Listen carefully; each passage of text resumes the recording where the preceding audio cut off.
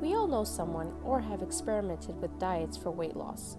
Oftentimes, you'll hear that it is key to reduce the amount of calories consumed and burn more calories through exercise.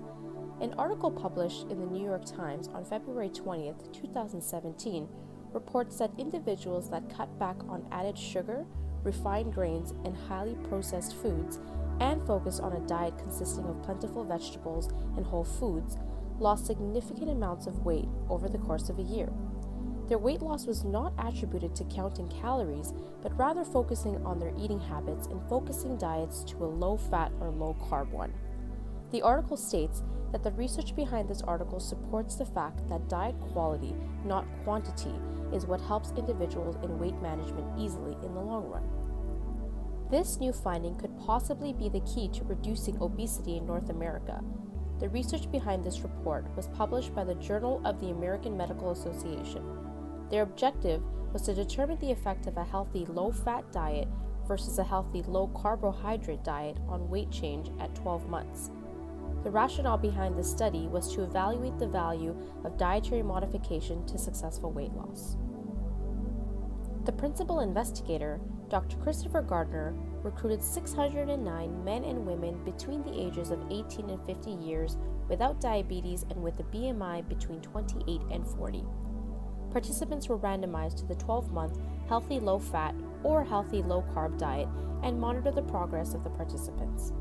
They measured outcomes such as weight, body composition, baseline insulin levels, and how many grams of fat and carbs they consumed daily.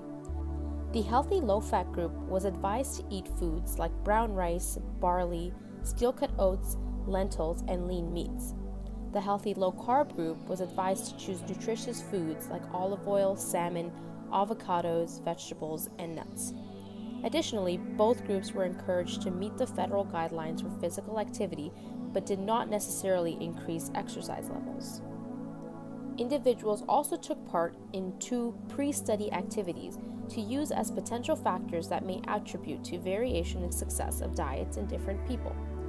All participants had part of their genome sequenced and allowed scientists to look for specific gene patterns associated with producing proteins that modify carbohydrate or fat metabolism. Additionally, they took a baseline insulin test in which they consumed a shot of glucose on an empty stomach, and researchers measured their body's insulin outputs. Near the end of the study, the healthy low-fat group reported a daily average fat intake of 57 grams, while those in the healthy low-carb group reported about 132 grams of carbohydrates per day. The average consumption prior to the study was about 87 grams of fat a day and 247 grams of carbs, respectively. Among 609 overweight adults, weight change was not significantly different between the 2 studies. An average of 13 pounds per individual was lost in both groups. However, there was some variability in which some dropped up to 60 pounds and others gained up to 20 pounds. Looking back at the predisposal factors, Gardner found that there is no association between the genotype pattern or baseline insulin levels as a factor to succeed on the diets. This research study helped answer a few questions, but also opened the door to a few follow-ups. Gardner reports that the fundamental strategy for losing weight with a low-fat or low-carb diet is similar. Eating less sugar, less refined flour, and as many vegetables as possible is key.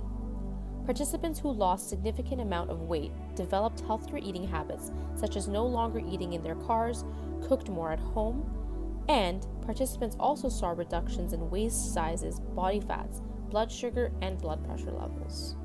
With the findings from this study, they found that the bottom line is that diet quality is important for both weight control and long-term well-being.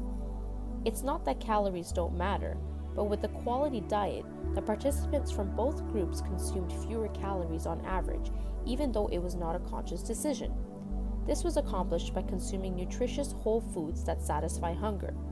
The focus of the diet needs to switch from telling people to cut back on 500 calories and rather telling them to focus on consuming more vegetables, whole foods, less added sugar, and less refined grains. Moving forward, Gardner and his team will continue to analyze the data collected over the year to look into the effect of microbiomes epigenetics, or a different gene expression pattern that can help identify why there is variability between individuals on the same diet.